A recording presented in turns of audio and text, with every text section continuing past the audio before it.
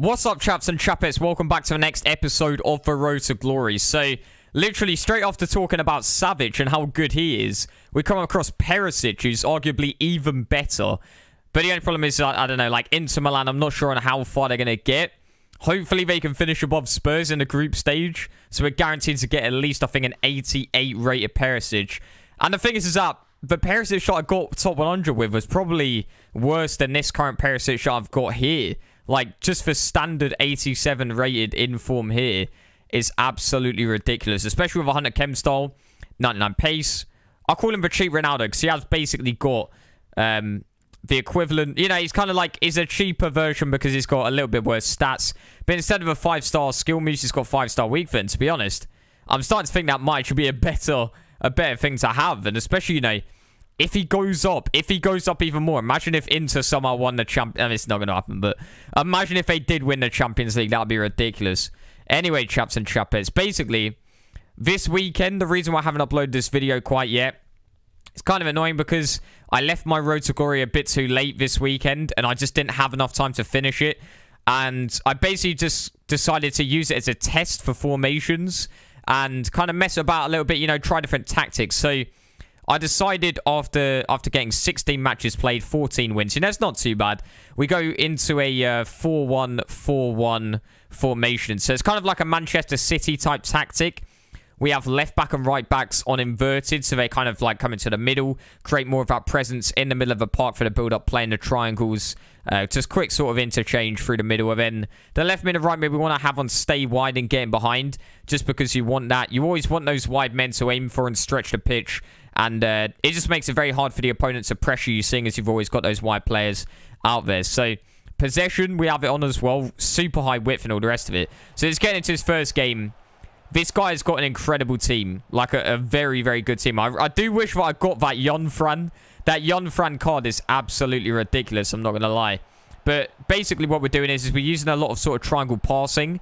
And we're trying to, which is kind of a sort of Guardiola philosophy to an extent in the midfield, especially under Barcelona. A lot of triangle passing, but trying to drag his midfielders out of position. Basically trying to create the gaps by them just sort of running to us and then filling in the gaps with our players, making runs in behind. So, you notice I'm doing a lot of LBA passing. Just quick little interchanges just to try and find that gap. And literally just showed this highlight here because we just kept getting the ball back. Every time they would get it, I think one of the good things about the inverted left back and right back is because they do come into the center on the attack, they are still in that sort of position in the middle defensively, which means that you can stop. Because a lot of people play very narrow, sort of driven past football just like through the middle, you can stop them from penetrating through the middle when they're trying to counter-attack, which is really good. And I do wish, though, that you could kind of have them more consistently in those positions, because sometimes they do just stay in the left back and right back position. If you could constantly, or if you could actually just have the formations like you can do on career mode, where you can actually physically make the left back and right back switch into the centre mids positions, that would just be incredibly good. Because I did actually do a Pep Guardiola centre mids I did a tactical video. It was actually a banging... It was just... Like, it just works so well as a banging tactic. I called it basically the best tactic on career mode. Because if you could do it on Ultimate Team, I'd be using it all the time. Because it was basically just like right backs into the middle.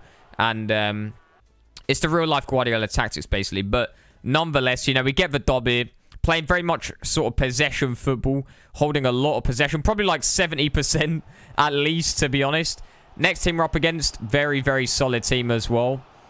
We go down the line with Perisic. Look at that. They're dragged back away. And this is late on in this game. I think the one problem I had is maybe I was just passing it a bit too much because I was kind of going for that Guardiola passing style of play.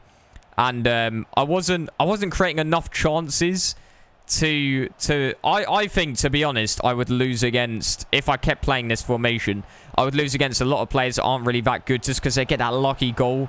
And then attacking-wise, it is good. But it's not as good as some other formations, I feel like, especially like 4-1-2-1-2, which just seems to be overpowered. I don't know what it is. I think it's just because the build-up play, the way the game sort of works compared to real-life football is just a little bit different. And also, it's very easy to get counter-attacked. And here we go. So we're up against a pro. I'm pretty sure this is a pro player. I'm not going to lie. So first of all, we are just sort of pressuring. And we managed to get a goal straight away just from that counter. It is the counter-pressing style. We have that style where it's within like 7 seconds of you losing the ball, you are going to be pressing to get the ball straight back, which is incredibly effective. But the problem is like, we're losing on these counter-attacks, and these top-end players are so good at skill moves that they can just create that space. Creates a space there, gives it to Mahrez, 1-1 just like that. Straight back into the game. I think that's in for Mahrez as well. He's obviously got some of the best players like Ronaldo and Neymar as well. And he literally just hits me on the counter yet again. Ronaldo this time just goes for the shot far post, bangs it in to make it 2-1, which is rough. You know, we've basically just been hit twice on the counter. And then the third goal is actually some decent little build-up play. Perhaps a poor bit of defending by me. Just he finds that gap. He just sort of probes and finds a gap in the end. And yeah, I mean, what can I say? We lose that game against a top-end opponent. But like I say as well, we didn't have time to finish for champs. But I'm going to be fully sweating it. I was also a bit tired as well. So this weekend coming up, I've got plenty of time to do it. There's absolutely no excuses. I'm going to be fully sweating it to try and get a really good finish for you chaps and chapheads on the road to glory. So also make sure to check out my new tune I just dropped if you want to have a little look at that. And I'll see you chaps and chappets on the next Mbirchy episode. Oof. The sky and foot champs, you ain't going far. You can grind the business, you ain't be on par, cause I just got a birdie. If I had your team, I'm going 30-30, don't get it twisted, we ain't playing mercy. And the EA server's so slow, I'm awaking early. Rage quit, then I rage type on my flipping QWERTY. Keyboard, by January I'll be bored. And I get elite almost every week, but I still get a shocking reward. Why am I playing this game? Foot champs, said drive me insane, ayy. Why am I playing this game? So much so, yeah, it's hurting my brain, ayy. Take my breath away in a bad way, can't breathe like Bane, ayy.